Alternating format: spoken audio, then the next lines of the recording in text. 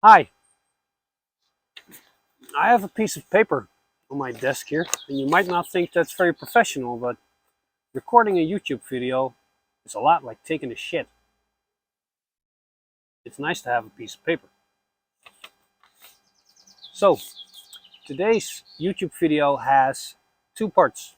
The first part, we're going to talk about various sky deities and why there's always a man in the sky somehow. So many traditions, so many men in the sky.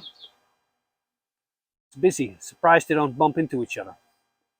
Second part is going to be a bit explaining why I make these videos, what this video represents in a larger pagan perspective, and what we all can do to keep the soil of paganism fertile, so to speak. So if you like that, stick around. Um, Besides the lame joke, there's actually a reason I have this speak briefly here. Because I did some research. That's why I put these books here, so it looks like I did some research. Um, we grew up with a man in the sky. For most of us, that's the Christian God, and he's depicted as a male, depicted as judging, very strict rules. But I found out throughout ancient cultures, there has always been a man in the sky, and sometimes the man in the sky also changes. Like in old times, Tyr used to be the sky father, but it kind of changed to Odin after a while. The Greek, they had their own sky father. They had Zeus. There are many similarities with Odin there. In India, they have Indra, which is god of the heavens, god of thunder, weather. Actually, he's also associated with war, so Indra is interesting in that regard that he has a lot of similarities with Odin. Might even be Odin in disguise. But maybe some of my Hindu followers can enlighten me on that, because I need to check in on that. Well, my point is, every culture has a sky god. Even the Egyptians, they have Amun and Ra. The Slavic countries, they have stribog, which I really like as a name. Stribog. Sounds stern. And the Finns, they have Jumala. It's always in the sky, and it's always a guy. Not always. There is sometimes a female sky deity, but it's an exception. So I started thinking, why is this man in the sky? Well, who do we look up to in our lives? What's the first person you look up to? It's going to be your mother or your father. Like for men, when you're young, you look up to your father. Figuratively, because he's huge, and it's, you want to be like your father when you're young. But also literally, because you're tiny, you look up to your father. I have a son of like 4 year old, and that little guy thinks I can do anything, which I can't.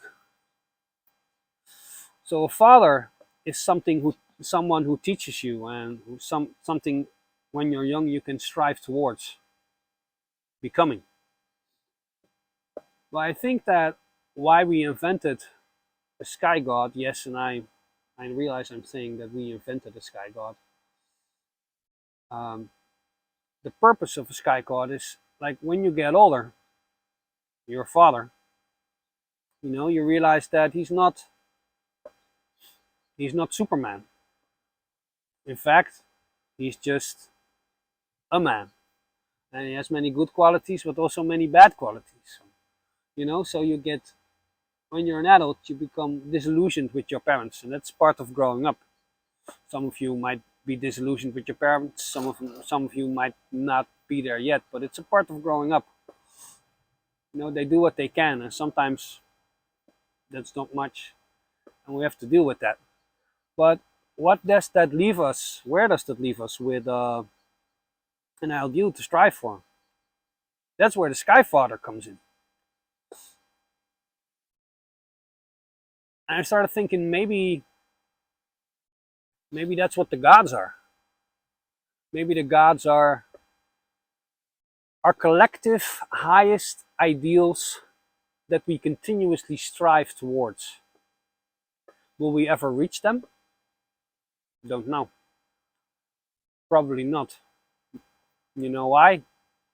Well, it says pretty specifically in the lore, like say Odin, the Allfather.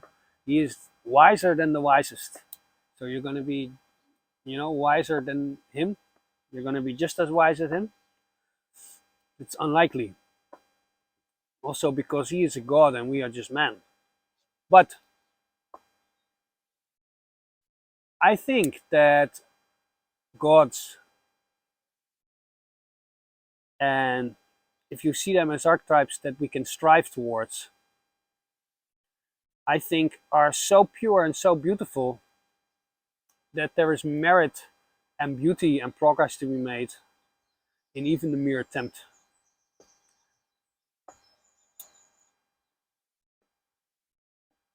I think that's a nice sentence to close off the first part of the video. Now, for the second part of this video, I'm going to tell you what I want to do with these videos. I'm not an expert on Norse mythology. If you want an expert on Norse mythology, you follow Jackson Crawford. He has a nice YouTube channel. He's very factual. He's very accurate. Recommend you follow that. What I tend to do is share my opinion, is share my thoughts.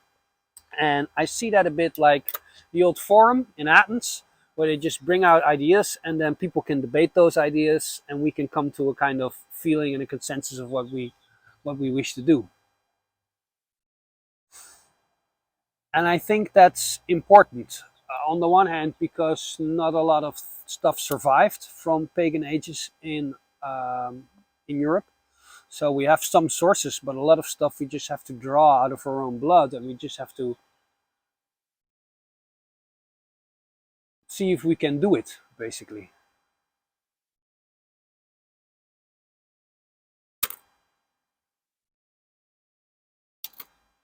But I believe that paganism has always been alive in the sense that it's not static. Paganism is not static. It's not like this is the book.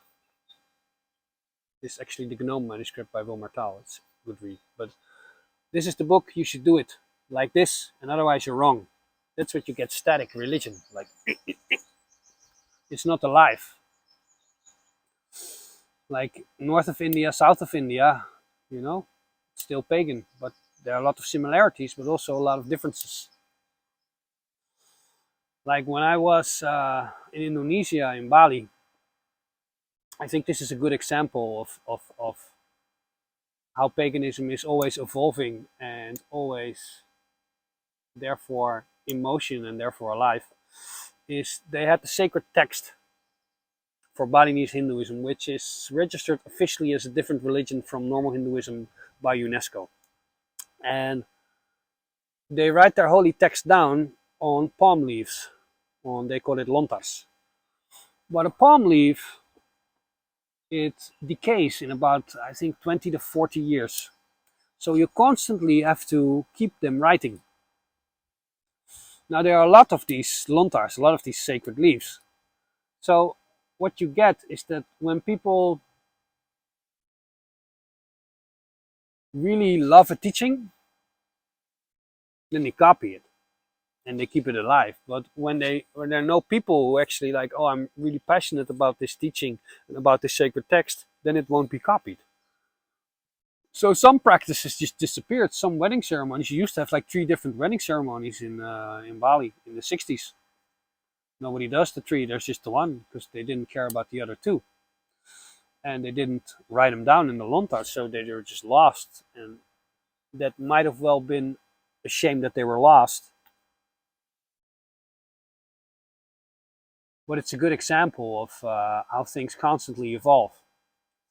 And I think a lot of people are trying to really make everything, correct and historically correct, and everybody's entitled to do that, and that's good. But I think we should always give some space.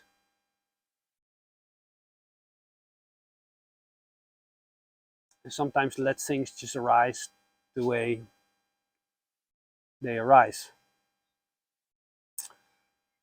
Because what I do when I try to like basically pitch an idea here on YouTube, you know, I hope that the people watch it think about this and that it touches your heart and all that lovely stuff. But I think because I think about it and because lots of people think about it, I kind of feel like we're like taking the soil of paganism and just working with it. And I think that in time we will come to certain stuff that will become generally accepted in paganism.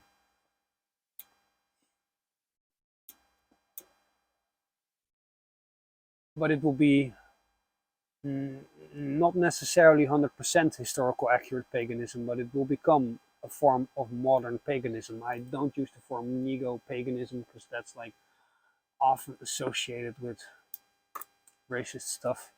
But we need to basically keep it alive. And I think that in having this discussion with you here, however small this channel is at this moment in time, it's keeping the soil of paganism fertile. So that'll be all for this week. See you next time.